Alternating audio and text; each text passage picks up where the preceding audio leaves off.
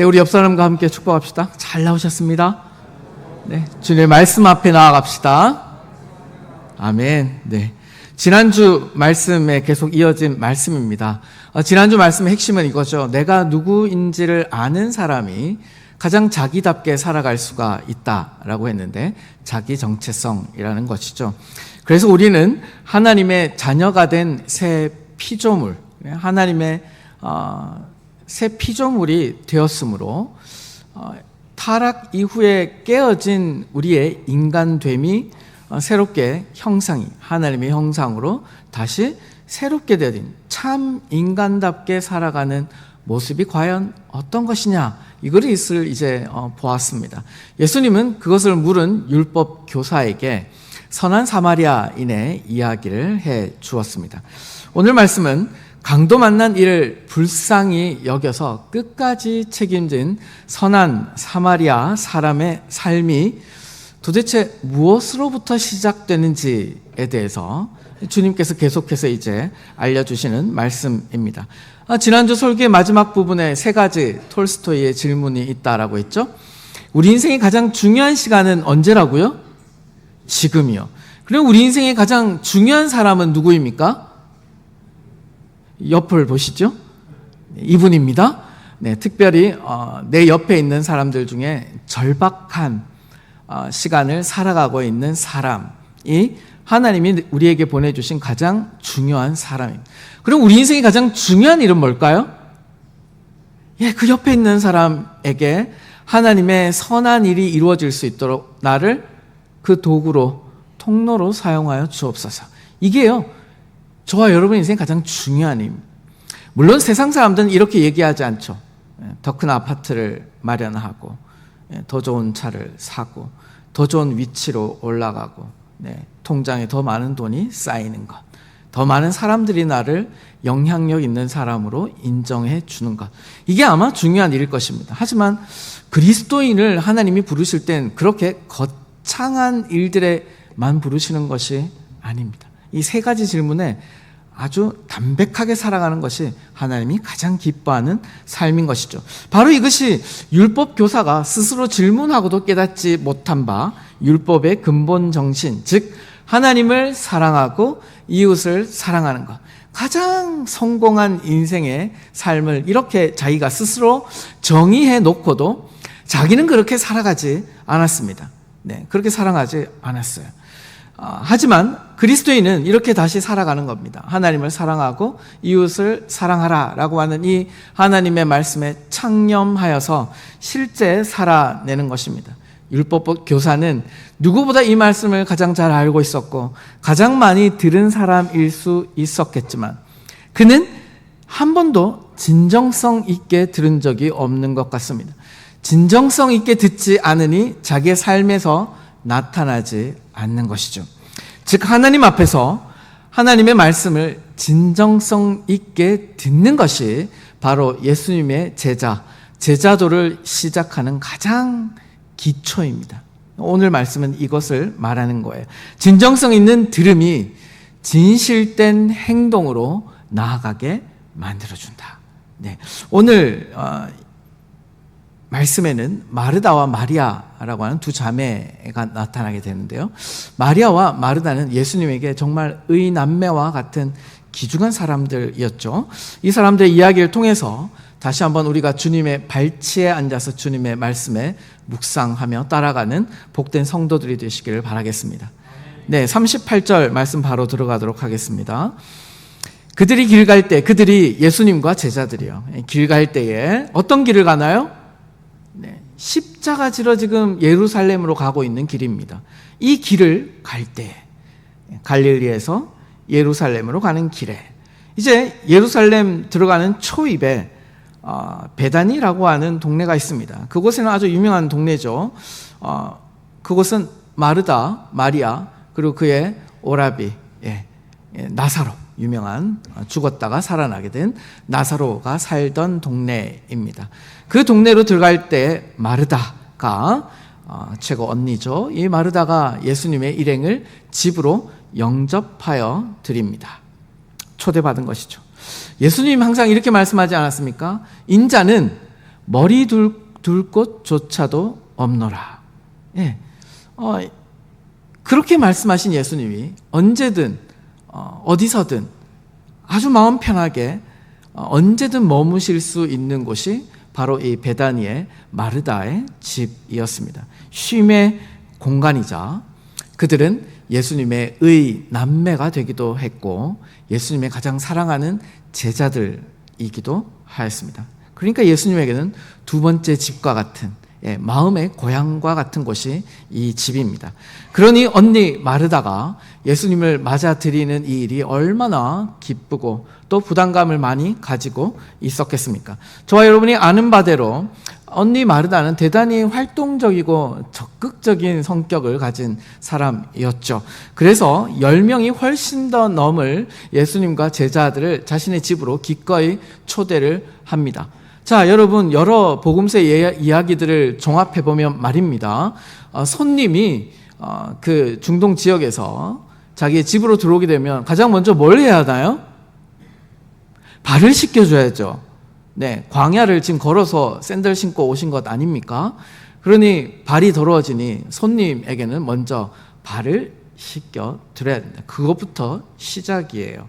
그때부터 이제 음식을 하기 시작하는데 우리는 뭐 3분 짜장 이런 거 3분 카레 돌리면 금방 만들 수 있겠지만 그리고 여러분 무슨 핸드폰이 있거나 카카오톡이 있어서 예수님이 나 오늘 3시간 후에 도착할 듯 이런 식으로 뭐 보내어서 마르다가 3시간 전부터 음식을 준비했다면 좋았을 텐데 전화도 없고 그 흔한 카카오톡도 없는 세상에서 예수님을 저 멀리 보니 오고 계신 거예요. 뭐 마을이 시끌벅적했겠죠.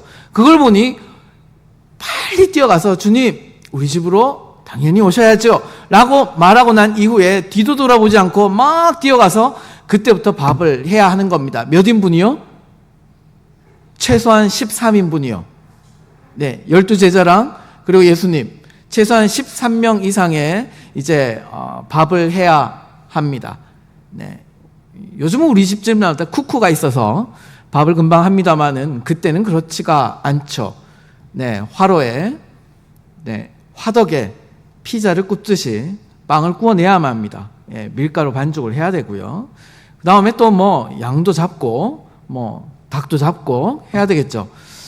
여러분 나중에 저랑 중동 지역에 단기 선교를 한번 가볼 일이 있으시면 이제 현지인 집에 방문하게 될 텐데 미리미리 얘기를 해줘야 합니다. 네, 왜냐하면 그쪽 동네는요 밥 한 끼 하는데 최소한 3시간이 걸립니다. 슬로우 푸드예요. 슬로우 푸드. 한 끼 밥 하는데 3시간이에요. 그러면 3끼 밥 하면 몇 시간 걸릴까요? 9시간 걸리죠. 그거 다 설거지하면 얼마나 또 걸릴까요? 여러분 밥만 먹는 게 아니에요. 가면 과일 이런 걸 내와야 됩니다. 그리고 간식을 내와야 되는데 이만큼 쌓아놔요. 지금도 가면 이만큼 쌓아놓습니다. 손님이 가는데 이렇게 안 하면 그건 옛날 말로 호로자식이 되는 거예요. 그 동네는 그래요. 네, 손님이 갔는데 디저트나 뭐 이런 거를 에피타이저를 이만큼 안 쌓아놓으면 그 집안은요 그 동네에서 호로자식이 됩니다. 그런데 그렇게 사모하는 예수님과 제자들이 찾아왔으니 이건 뭐 발등에 불이 떨어진 겁니다. 근데 그 집안에 다행히 여자가 한 명 더 있었죠? 마리아가 있었습니다. 예, 오빠는 부엌에 들어갔을까요? 예, 큰일 납니다. 네, 저는 아직도 저희 집에 가면 제가 부엌에 어슬렁거리면 뭐 어머니 굉장히 불편해하세요. 남자가 이런 데 들어오는 데가 아니다 라고 말한 거죠. 남자의 공간과 여자의 공간, 남자의 할 일과 여자의 할 일은 명백하게 구획되어져 있는 세상이었습니다. 얼마나 마음과 손이 분주했겠습니까? 하나님이 보내신 손님이라고 생각하고 최선을 다했을 것입니다. 자, 마치 이 모습을 보면 우리가 37절의 말씀 말입니다. 율법 교사에게 누가 강도 만난 자의 이웃이 되겠느냐라고 물어봤을 때 이르되 자비를 베푼 자니이다. 예수께서 이르시되 가서 너도 선한 사마리아인처럼 그렇게 행하라 라고 말씀하시고 나타난 말씀이에요. 그러니 이 말씀을 보면 마르다는 참 선한 사마리아인과 같이 그렇게 최선을 다하여 이웃을 섬기는 모습을 지금 그대로 보여주고 있을 것입니다. 말씀을 실천하는 마르다라고 볼 수 있습니다. 그런데 여러분 39절에 보시면 그에게 마리아라 하는 여동생이 있어요. 근데 이 동생은 지금 부엌에서 언니를 도와주고 있나요? 뭐 하고 있나요? 뭐 하고 있나요, 지금? 예수님의 발치에 앉아서 예수님의 설교 말씀을 듣고 있었습니다. 네. 기분이 어떠세요? 자, 여러분, 진주노의 여전도의 연합회 어마어마한 행사를 하는데 밑에서 지금 난리가 났습니다. 막 150분 밥을 해내야 되고 의자 맞추고 막 여러 가지 걸 하는데 다 하는데 한 사람이 말입니다. 나는 예배 드리는 게 좋아해가지고 위에 올라가지고 막 이 앞에서 막 은혜 받으면서 이렇게 감동적인 눈빛으로 보고 있는 것을 하고 있는 것을 여러분이 막 일하다가 보면 마음이 어때요? 감사해요?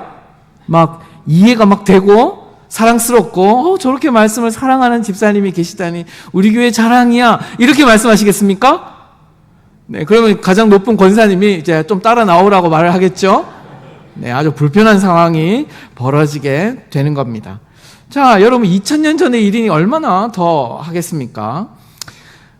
그녀는 지금 마리아는 예수님의 발치에 앉아서 예수님의 말씀에 경청하고 있습니다. 요 말이 있잖아요. 스승의 발치에 앉아있다. 이 말은 당대에 제자들이 스승 앞에 배우고 있다라는 걸 표현하는 말이에요. 이건 그런 표현입니다. 그러니까 지금 마치 마리아가 남자 제자들처럼 내가 정말 이 제자인 양 예수님의 발치에 지금 앉아서 듣고 있는 거예요. 이건 굉장히 그 당대의 문화 속에서 상당히 좀 발칙한 모습입니다. 경계선을 넘은 거예요. 지금 마리아는 상당한 경계선을 넘은 겁니다. 이 시대의 문화랑 비교해서는 안 됩니다. 예수님이 말하고 선생이 가르치는 공간은요, 여성의 공간이 아닙니다. 그것은 남성의 공간이에요. 네. 그쵸? 거실에 딱 있으면요, 지금도 중동이 그렇습니다. 거실에 있으면 남자들이 얘기하면 남자들의 공간이 있어요. 거기에 여자들이 가면 안 됩니다. 애들도 앉아 있어서는 안 되죠. 어른의 공간, 남성의 공간입니다. 근데 지금 그 남성의 공간, 남여를 구별하는 집안의 경계선을 넘은 거예요. 네. 사대부 남자가 말입니다. 지금 부엌에서 어슬렁거리는 거하고 똑같은 거예요.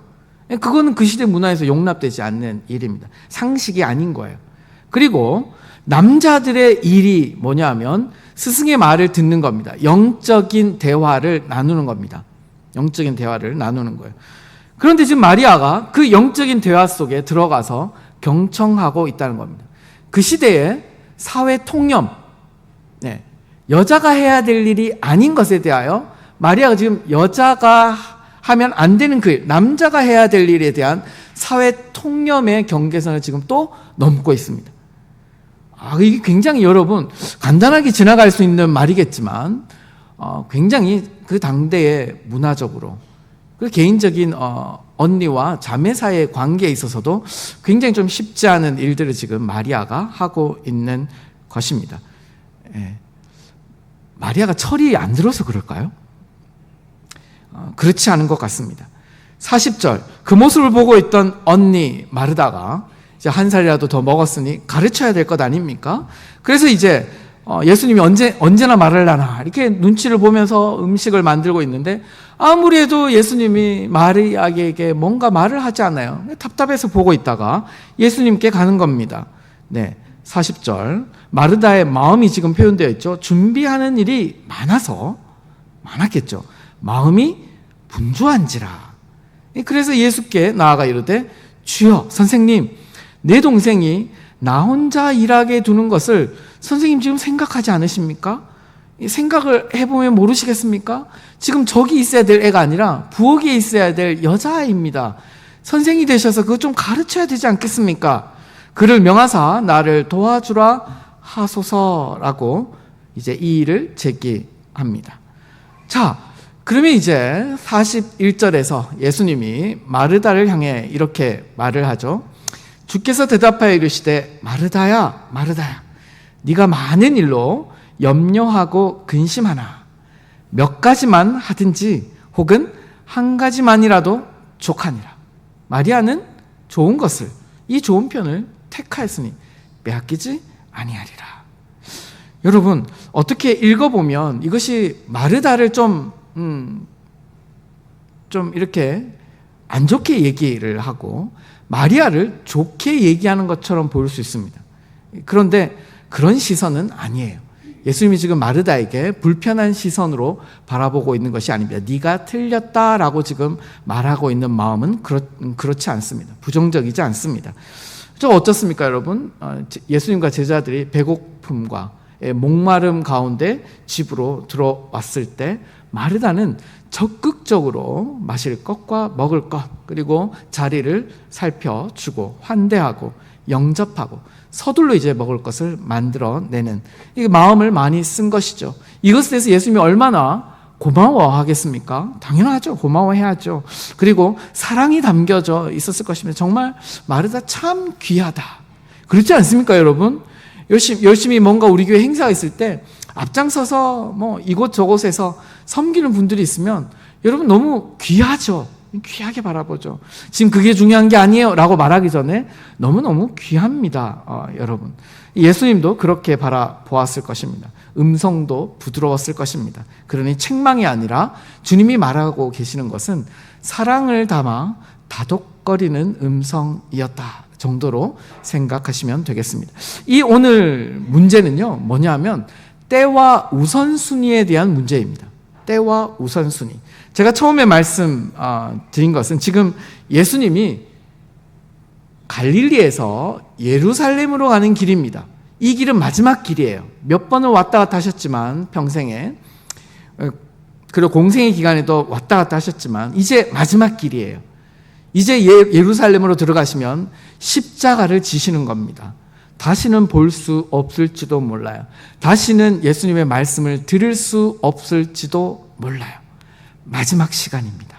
이 시간에 마리아가 예수님을 보고 있는 거예요. 예수님의 길이 어떤 길인지 깨달은 것이죠. 그런데 반대로 마르다는 그 길을 알았는지 몰랐는지 명확하게 나타나 있지 않지만 이 마르다의 마음 안에는 가장 지금 분주한 것이 뭐예요?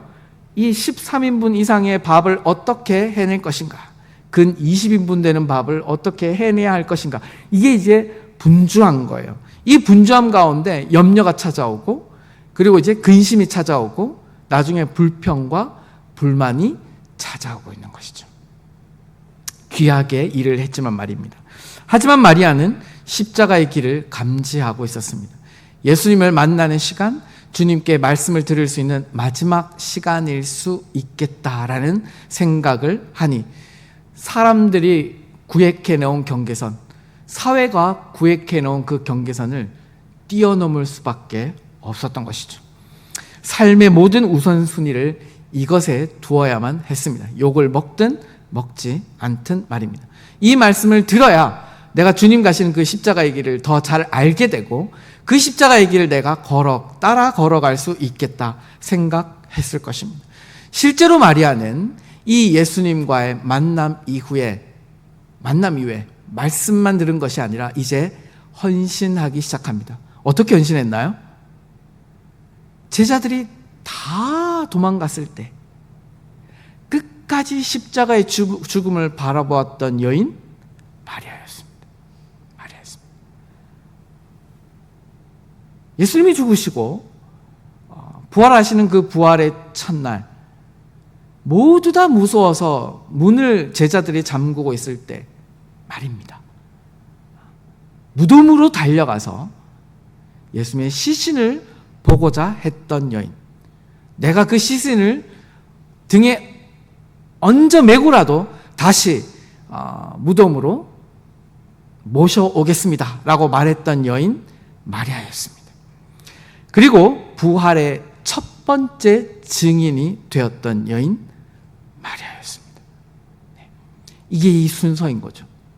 주님의 말씀을 진정성 있게 들음이 되었을 때 진정성 있는 행함으로 나타나게 되는 것이죠. 그래서 예수님이 그렇게 말씀하시죠. 하나님 나라의 복음이 전해지는 모든 곳에 이 여인이 한 일도 나타내게 하라. 마르다의 헌신은 분명히 하나님의 사람들을 환대하는 정말 귀하고 칭찬받을 만한 일이었습니다.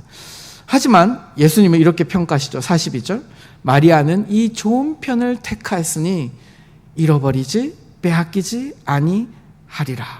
마리아의 선택을 조금 더 격려해 주시는 장면입니다. 그러니까 지금 마리아에게도 이렇게 말씀하고 계시는 거예요. 네가 음식도 만들어야 되고 여러 가지 돌보고 해야 되는 일이 많지만 네가 선택할 수 있는 것은 여러 가지가 있다. 하지만 네가 정말 가장 중요하다고 생각하는 거, 나와의 인격적인 교제, 말씀의 들음이 먼저 되면 좋지 않을까라고 지금 말씀하고 계시는 것입니다. 주님의 발치에 앉아서 말씀을 경청하는 선택이 바로 빼앗기지 않을 선택이 될 것이다 라고 예수님이 말하고 있는 거예요. 그러니 오늘 우리에게 주시는 중요한 메시지가 뭘까요? 마리아처럼 주님 발 아래에 앉아서 경청하는 태도가 너무너무 중요하다는 겁니다. 여러분, 이번 한 주간의 시작이 오늘로부터 시작되지요. 그래서 여러분 이 시간에 여러 가지 이유들로 나왔겠지만 오늘 제가 말씀드리는 이 이유로 또한 나오셨을 것입니다.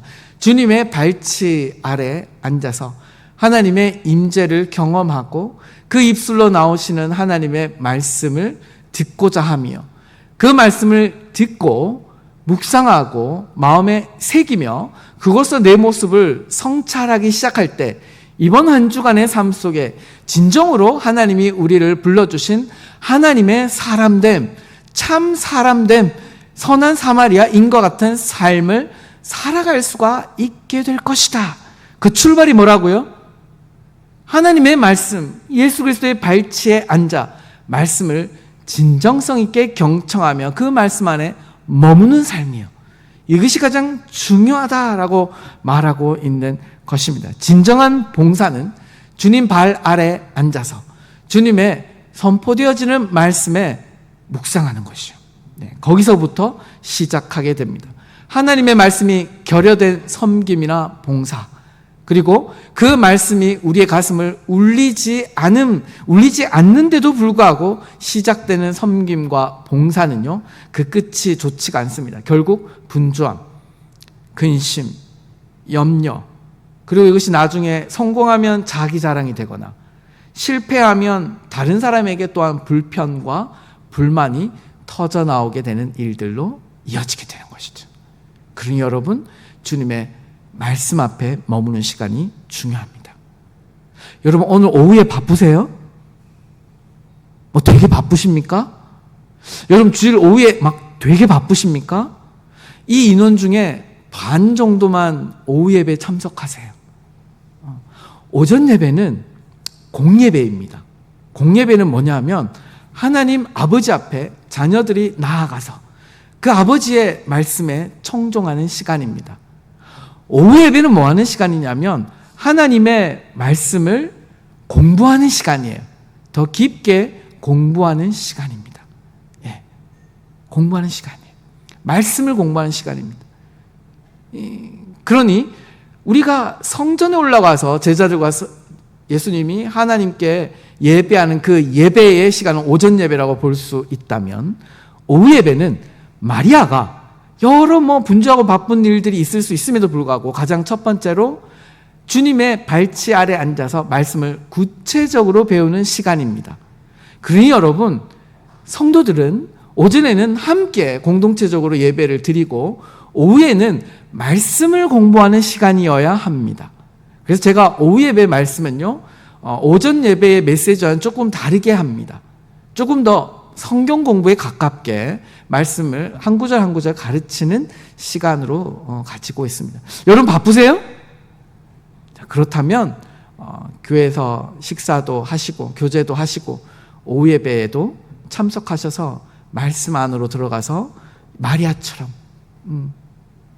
말씀 안에 머무는 시간이 있게 되길 바랍니다. 25명 아멘 하셨습니다. 네. 마르다는요, 말씀에서 시작하지 못했어요. 예수님을 사랑했지만.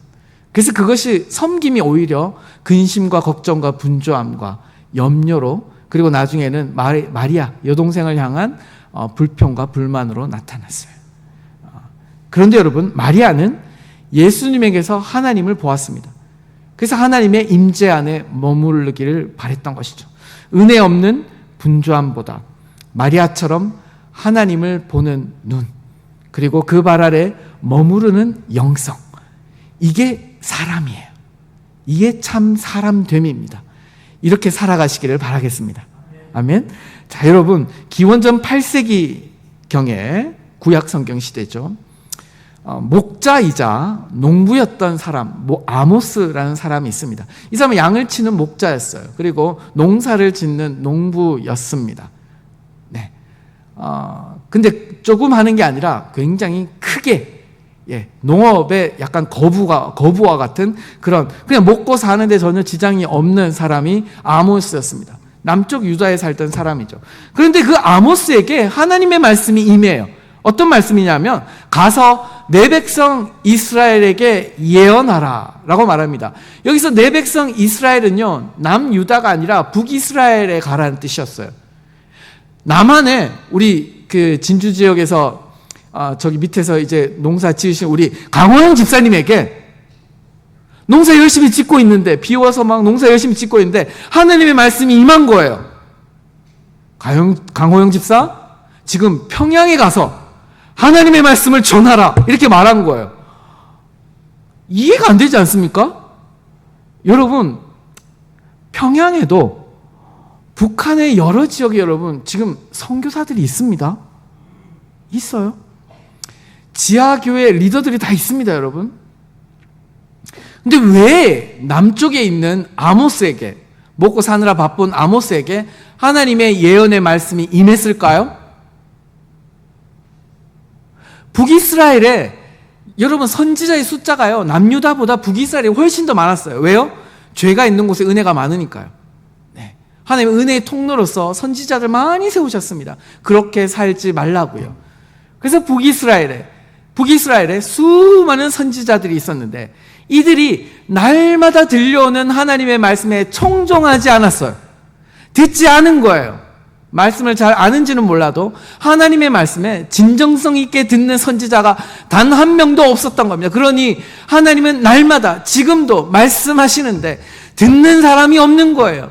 그러니 남쪽에 듣는 한 사람을 발견한 거예요. 아모스에게 하나님이 찾아가십니다. 아모스야, 네가 저 이스라엘 사람들에게, 백성에게 나의 말을 예언하라 라고 말하는 거죠. 당시 모든 선지자들이 사회에 만연한 죄악을 못 본 채 하고 정치 권력의 눈치를 살피며 그 권력에 굴종하던 시대였습니다. 그리고 그렇게 살아가니, 선지자들이 그렇게 살아가니 신앙인들은 아하 하고 좋아하며 돈을 위하여 온갖 나쁜 일을 다 하였습니다. 아모스서에 보면 그런 얘기가 나와요. 신발 한 켤레 값으로 사람을 사고 팔았다. 여러분, 나이키 신발 한 10만 원이면 삽니다. 한 10만 원으로 사람을 주고 팔던 시대였습니다. 안 믿는 사람이 아니요.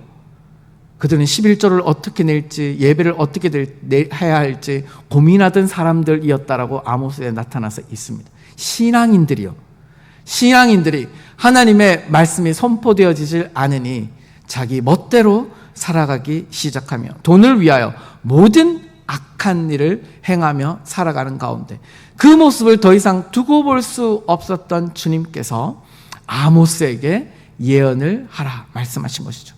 그리고 이제 그들에게 주신 하나님의 심판이 이제 자막에 뜰 텐데요. 아모스 8장 11절 말씀입니다. 자, 함께 읽어볼까요? 시작. 주 여호와의 말씀이니라. 보라, 날이 이를지라. 내가 기근을 땅에 보내리니 양식이 없어 주림이 아니며 물이 없어 가람이 아니요 여호와의 말씀을 듣지 못한 기갈이라. 자, 여러분, 하나님이 주신 심판이요, 양식이 없어서 굶주리는 심판이 아니었어요. 물이 없어서 목마름의 심판이 아니었어요. 어떤 심판이요? 하나님의 말씀을 들을 수 없는 기갈을 심판으로 주신 것입니다. 하나님의 말씀을 들을 수 없는 기갈. 하나님의 임재를 느낄 수 없는 기갈. 여러분, 이 세상 사람들은 뭘 두려워하며 살까요? 첫 번째, 먹고 사는 문제예요. 양식이 있나 없나. 그러니까 오늘날의 말로 먹고 사는 문제예요. 먹고 사는 문제. 목구멍이 포도청 아닙니까, 목사님? 먹고는 살아야죠. 먹고는 살아야죠. 이 말 앞에 우리는 무력해집니다. 아니, 먹고 살겠다는데 목사가 돼가지고 주일 예배 빠지지 마세요, 뭐 이렇게 얘기한다는 게 너무 고통스럽죠. 너무너무 이해가 될 것 같죠. 근데 지금 세상 사람들이 그래요. 먹고 사는 문제예요. 우리 청년들이 말입니다. 취직을 할 수 있느냐 없느냐의 문제는요, 명예나 이런 것에 대한 문제가 아니라 먹고 사는 문제예요. 할 것이 없는 세상이 펼쳐지고 있는 세상입니다. 네, 우리 어르신들이 살아가던 성장기 시대하고는 완전히 다른 시대라고요. 완전히 다른 시대입니다, 여러분. 그러니 여러분하고 청년들을 비교하시면 무조건 빵점이에요. 낙제라고요. 그건 비교의 대상이 되지 않습니다, 여러분. 비교 대상이 안 된다고요. 우리 때는 이랬는데 이런 얘기 절대 하시면 안 돼요. 그건 그때였고 지금은 다릅니다, 여러분. 세상이 다르다고요. 달라졌다고요. 먹고 사는 문제, 세상 사람들이 두려워합니다. 또 다른 문제는요, 내가 있는 사회나 이 일터에서 도태될까 봐 두려워하는 문제. 그래서 더 열심히 하는 거예요. 누가 시키지 않아도 열심히 하는 거예요. 누가 지켜보지 않아도 열심히 할 수밖에 없는 거예요. 열심히 한다고 해서 열매가 주어지는 세상이 아닙니다. 그런데도 두려우니까 떠밀려서 사회 속에서 도태될까 봐. 젊은 친구들은요, 자기의 이 커뮤니티요, 자기 또래들이요, 이 세상에서 도태될까봐 SNS를 놓치지 못합니다. 끊임없이 봅니다. 캐치업해야 되는 거죠. 유행을 캐치업해야 되는 거죠. 그래야 커뮤니티 사회에서 살아갈 수가 있으니까요. 끊임없이 자기도 나도 그런 사람이다 라고 해서 뭔가 그냥 밥 먹기 전에 항상 뭔가를 찍어서 계속 올립니다. 계속 올립니다. 난 여기에 있어요. 난 이런 사람과 만나요. 끊임없이 그것이 막 올라옵니다. 도태될까봐. 엄마들이요, 막 카페에 모여 있으면요, 막, 네, 우리 아들, 우리 딸, 무슨 학원, 어느 대학, 어디 회사, 그런 얘기밖에 없어요, 여러분. 얼마나 진주 지역의 아주머니들은 성령이 충만하고 신실하신지 저는 그런 얘기를 진주에 가서 못 들어본 것 같은데, 저기 말입니다. 강남의 카페, 좀 한적한 카페나 목동 지역의 카페를 가서 아줌마들 한 서너 명 앉아있지 않습니까? 여러분, 정말 최고급 그 아이들 교육 정보를 다 들을 수 있어요. 네, 다 들을 수 있어요, 여러분. 도태되기 싫은 거예요. 거기서 우리 아이가 밀리기 시작하잖아요. 그럼 아줌마들이 그렇게 생각해요. 나는 실패한 인생이다. 다 그렇게 생각합니다, 여러분. 그걸 두려워해요.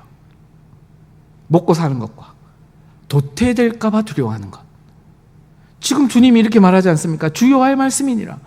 날이, 심판의 날이 이를 것인데 내가 기근을 땅에 보낼 것이다. 그것은 양식이 없어서 두려움이 아니라 먹고 사는 두려움도 아니고 도태될 두려움도 아니라 더 큰 두려움이 있을 것인데, 그것은 네가 말씀을 읽어도 말씀을 들어도 그것이 무슨 뜻인 줄을 모르는 시대가 이를 것이다. 하나님의 임재를 느낄 수 없고 경험할 수 없는 어둠의 밤이 시작될 것이다. 실제로 아모스의 이 선지자의 말씀 이후의 말입니다. 500년 동안 이스라엘 백성들 가운데 어떠한 하나님의 말씀도, 어떠한 하나님의 선지자도, 어떠한 예언도 있지 아니하였습니다. 500년간의 어둠이요, 영적 어둠에 그 칠흑 같은 어둠을 깨치고 창조의 빛이 임하신 것이 바로 로고스이신 예수 그리스도인 거예요. 여러분, 무엇이 중요하십니까? 하나님의 임재예요.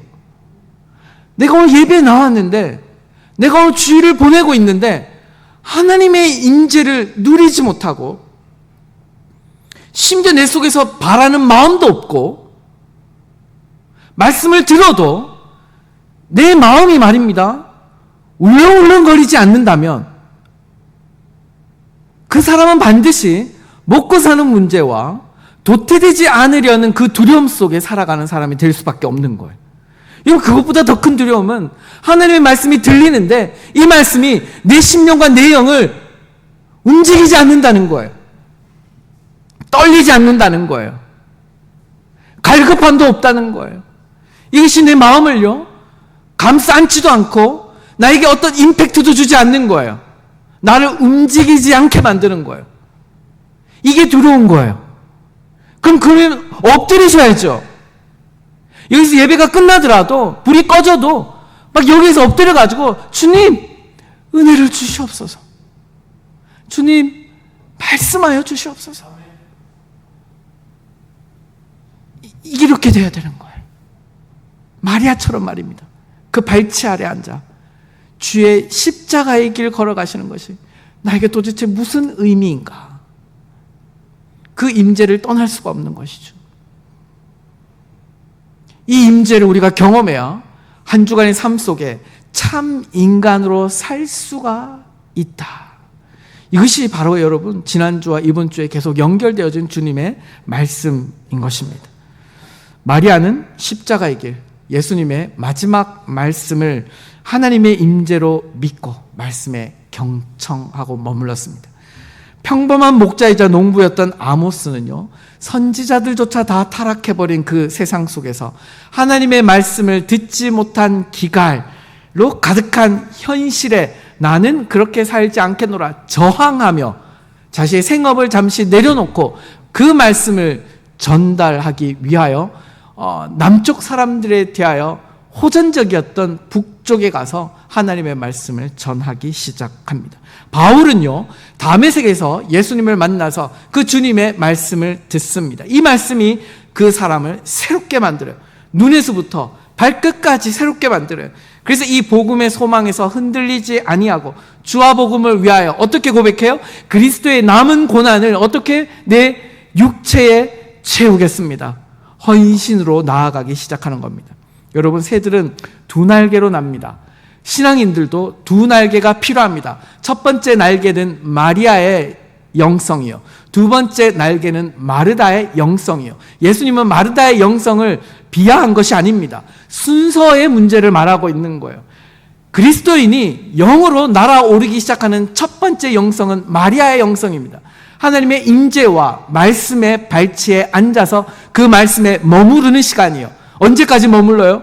그 말씀이 자기의 심령과 골수를 찔러 쪼개며 우리의 심령을 흔드는 그 시간이에요. 그때까지 머물러 있는 겁니다. 그리고 나서 나머지 한쪽의 날개요, 마르다의 헌신과 봉사, 하나님 나라를 위한 여러 가지 일들의 나를 그렇게 사용하여 주옵소서. 예수님의 말씀은 이것이에요. 이 좋은 편을 택하라. 말씀을 경청함, 하나님의 임재 안에 머무는 것을 첫 번째로 말씀하신 것입니다. 그러니 저와 여러분 누구도 빼앗을 수 없는 주님을 만나고 임재를 경험하고 하나님의 말씀에 서는 이 시간, 그리고 나서 마르다의 아름다운 환대를 실천하는 복된 주님, 하나님의 사람됨, 그리스도의 제자로 서갈 수 있는 저와 여러분 되시길 주님의 이름으로 축복합니다. 아멘.